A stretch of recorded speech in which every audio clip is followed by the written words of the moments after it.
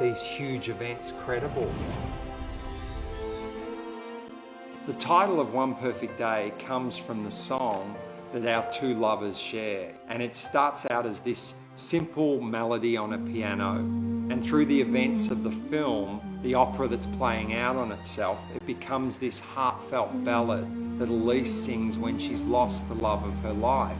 The events of the film are really the journey of what happens to their song. The three musical things I had to tackle from the beginning, there was the violin, the piano and the DJing stuff.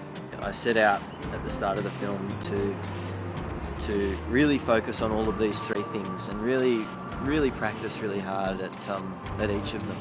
With all the training of the DJing, of the classical violin playing, of learning about this whole world, he just threw himself into it for weeks and weeks in pre-production and literally learned how to play the violin to the point where he is totally convincing in the space of probably 6 to 8 weeks. He embodies a lot of the real innate genius, I think, that we were trying to capture in Tommy Matisse, and a sense of authenticity and realism, because I think in many ways Dan has that magic in him.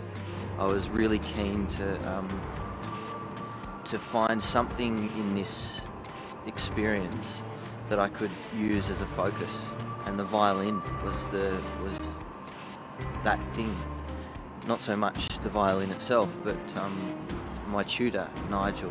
Nigel was a classic because Nigel in many ways just loved the story because he was a bit like Tommy himself.